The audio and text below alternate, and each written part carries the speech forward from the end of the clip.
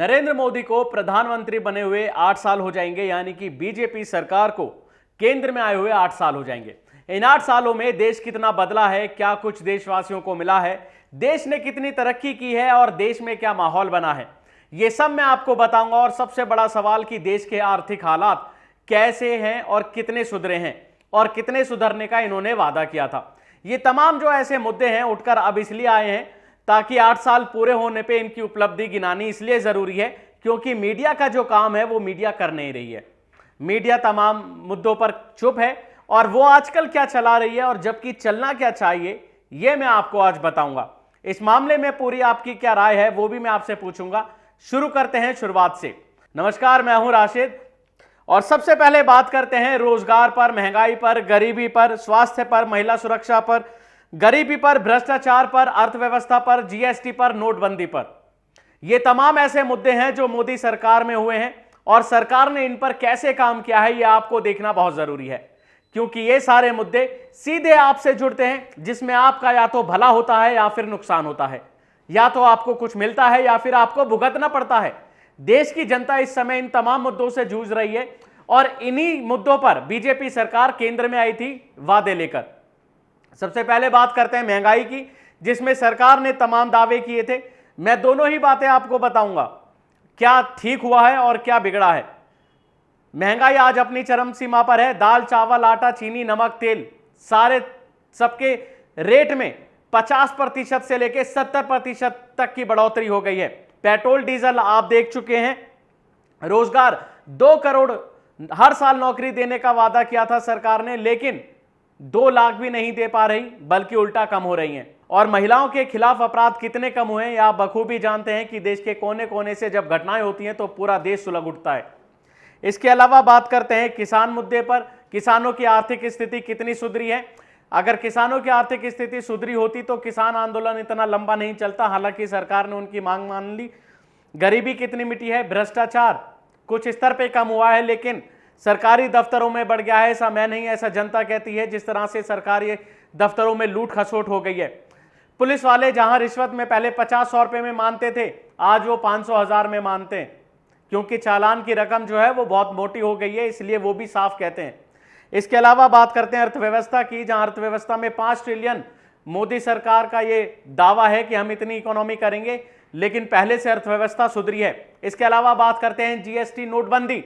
आखिर उनसे आपको क्या मिला। नोटबंदी से आपको कितना फायदा हुआ। नोटबंदी से जहां लोग कैश कम करने लगे, डिजिटल इंडिया को बढ़ावा मिला। बैंकों में जहां भारी कतार देखने को मिलती थी अब वो कम होती है। लोग अपने फोन से ही पेमेंट कर देते हैं, काम चल जाता है। अपने फोन को ही लोगों ने स्मॉल यानी मिनी बैंक बना लिया है। इसके अलावा जीएसटी से क्या फायदा हुआ। नोटबंदी करके जो काले धन का वादा था 100 दिनों में काला धन वापस लाने का, वो नहीं हुआ। सरकार किन मुद्दों पे खेल रही है ये मैं आपको बताऊंगा। राम मंदिर का हो गया, 370 हो गया, ये दावे सरकार ने किए थे और ये पूरे हुए हैं।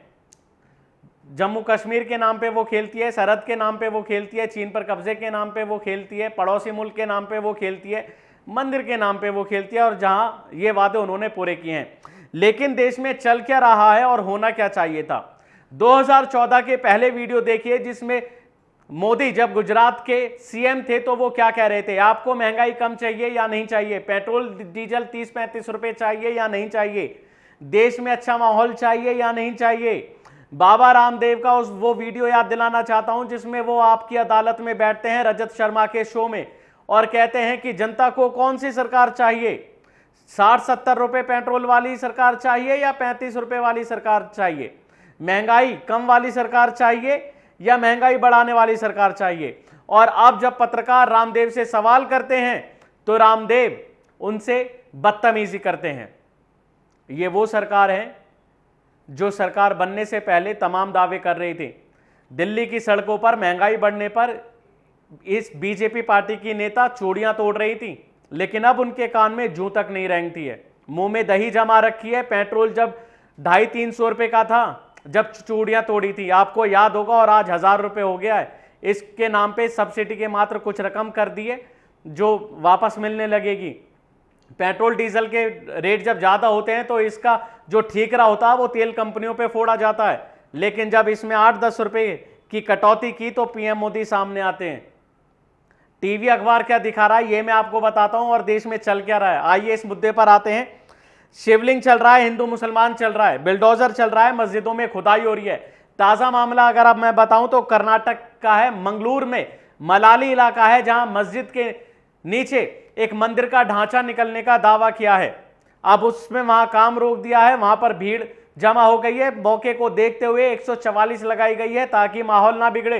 पॉश इलाका है मलाली, मंगलूर का बेहद ही अच्छा इलाका है, और ऐसे इलाके में यह दावा करना कहां तक सही है। वीएचपी अनुष्ठान करने का दावा कर रही है, तमाम पाठ कराए जा रहे हैं, माहौल बिगाड़ने की पूरी कोशिश हो रही है। बात करता हूं राजधानी दिल्ली की, जहां कुतुब मीनार के अंदर जो मस्जिद है 46 सालों से वहां पर नमाज हो रही है, और अब सीधे नमाज पर रोक लगा दी है। कुतुब मीनार जो है वो एसआई के अंतर्गत आता है, जबकि मस्जिद जो है वो वक्फ बोर्ड के अंदर आती है।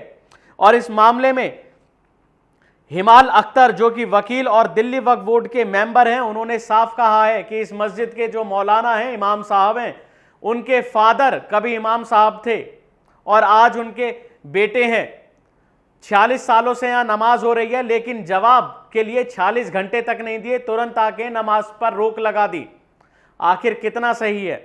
और अब मैं बात करता हूं इस देश की मीडिया की, तमाम चैनलों की, जिनको यह बात करनी चाहिए कि आखिर 8 साल हो गए हैं और मोदी सरकार अपने दावों पर, अपने वादों पर कितना सही साबित हो पाई है। ये चलाने के बजाय वो हिंदू मुस्लिम चला रहे हैं, शिवलिंग चला रहे हैं, ज्ञानवापी चला रहे हैं, कर्नाटक चला रहे हैं, मंदिर मस्जिद चला रहे हैं, बुलडोजर चला रहे हैं।